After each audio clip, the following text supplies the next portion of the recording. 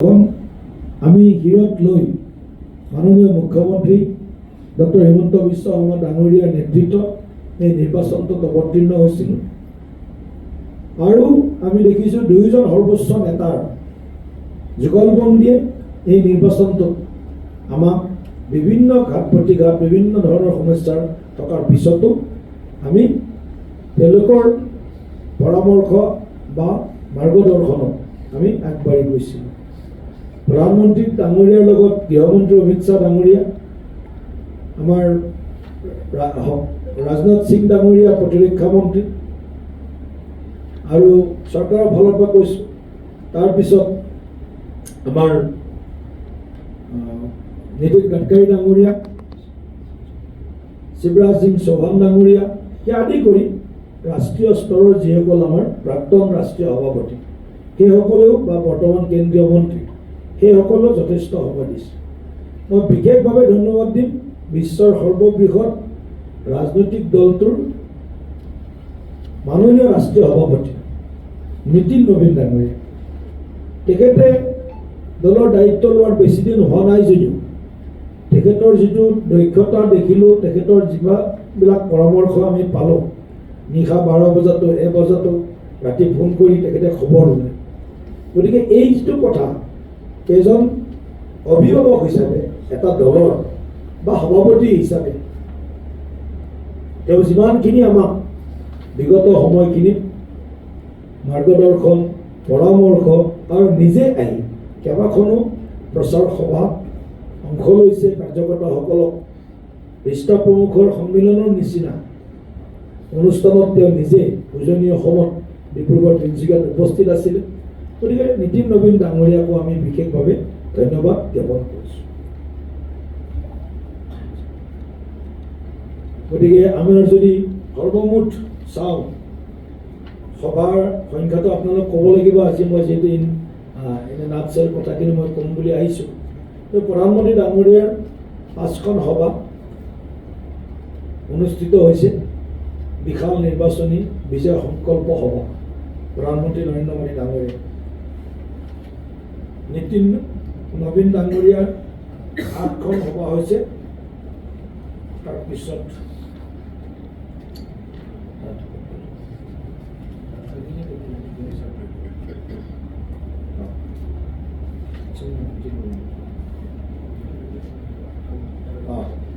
আমাৰ গৃহমন্ত্ৰী অমিত শ্বাহ ডাঙৰীয়াৰ 8খন সভা আৰু 1খন আমাৰ ৰোড শ্ব'।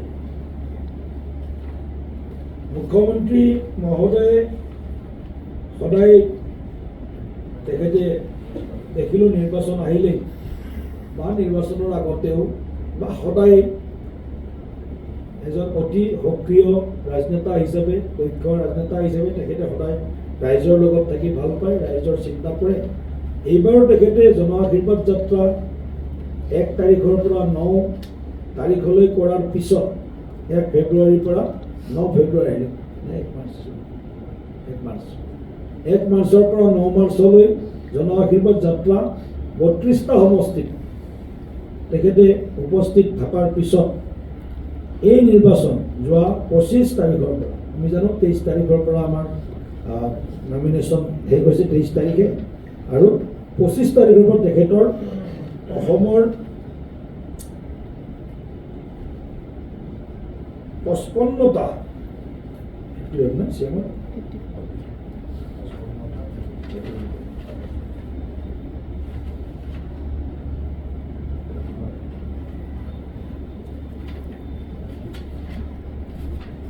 মুখ্যমন্ত্ৰী মহোদয়ৰ 55টা বিধানসভা সমষ্টিত তেখেতৰ বিশাল বিজয় সংকল্প সভা হৈছে আৰু 10টা তেখেতে ৰোড শ্ব'ত অংশগ্ৰহণ কৰিছে। ইয়াৰ লগে লগে সৰ্বানন্দ সোণোৱাল ডাঙৰীয়াই 40খনতকৈ অধিক সভাত তেখেতে অংশগ্ৰহণ কৰিছে। 34খন সভা 34 মানে সভাত 34খন সভাত তেখেতে অংশগ্ৰহণ কৰিছে। আৰু আমাৰ ফালৰ পৰাও চেষ্টা কৰিছিলোঁ, আমিও 34খন পাব্লিক মিটিং আৰু 6টা ৰোড শ্ব'ত আমিও অংশগ্ৰহণ কৰিছোঁ। জগত প্ৰকাশ নন্দা ডাঙৰীয়া, জে পি নাড্ডা ডাঙৰীয়া আমাৰ প্ৰাক্তন ৰাষ্ট্ৰীয় সভাপতি, তেখেতেও 6খন সভাত তেখেতে অংশগ্ৰহণ কৰি গৈছে। নীতিন গাডকাৰীজীয়ে 2খন মিটিং কৰি গৈছে। ৰাজনাথ সিং ডাঙৰীয়াই 2খন মিটিং কৰি গৈছে আৰু যোগী আদিত্যনাথ ডাঙৰীয়াই 2খন মিটিং কৰিছে। স্মৃতি ইৰাণী 3খন মিটিং কৰিছে। মোহন চৰণ মাঝি 2খন মিটিং কৰিছে।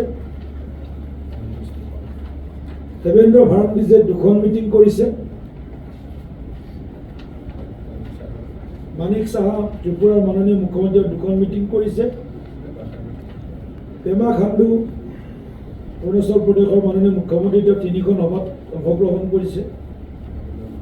বাবুলাল মাৰাণ্ডী ঝাৰখণ্ডৰ প্ৰথম মুখ্যমন্ত্ৰী, বৰ্তমান বিৰোধী দলৰ নেতা, তেখেতে 2খন মিটিং কৰিছে। আমাৰ ৰাষ্ট্ৰীয় মুখপাত্ৰ তথা উত্তৰ পূৰ্বাঞ্চলৰ কোঅৰ্ডিনেটৰ সাংসদ ডক্টৰ সম্বিত পাত্ৰ ডাঙৰীয়াই 4খন মিটিং কৰিছে। আমাৰ মনোজ তিৱাৰী ডাঙৰীয়া সাংসদ দিল্লীৰ, তেখেতে 3খন সভাত অংশগ্ৰহণ কৰিছে।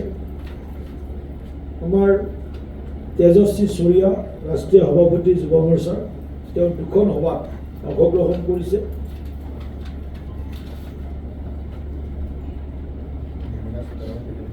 নিৰ্মলা সীতাৰমণ বাইদেউ কেৱল আমাৰ মেনিফেষ্টো লঞ্চিং প্ৰগ্ৰেমত আহিছিলে। এনেকৈ আমাৰ ৰাষ্ট্ৰীয় নেতৃত্বৰ পৰা আৰম্ভ কৰি ৰাজ্যিক নেতৃত্বলৈকে আৰু NDAৰো আপোনালোকে দেখিছে কেইবাজনো নেতাই, অতুল বৰা ডাঙৰীয়া, কেশৱ মহন্ত ডাঙৰীয়া, মহিলাই ডাঙৰীয়া, পৰমানন্দ সাহিংগীয়া ডাঙৰীয়া, টংকেশ্বৰ ৰাভা ডাঙৰীয়া প্ৰমুখ্যে NDAৰ অন্য নেতাসকলেও দিন ৰাত একাকাৰ কৰিছে। গোটেই প্ৰচাৰ অভিযানটোক তেওঁলোকে সন্মুখৰ পৰা নেতৃত্ব দিছে। গতিকে মই সেইসকল সন্মানীয় জ্যেষ্ঠ নেতৃবৃন্দ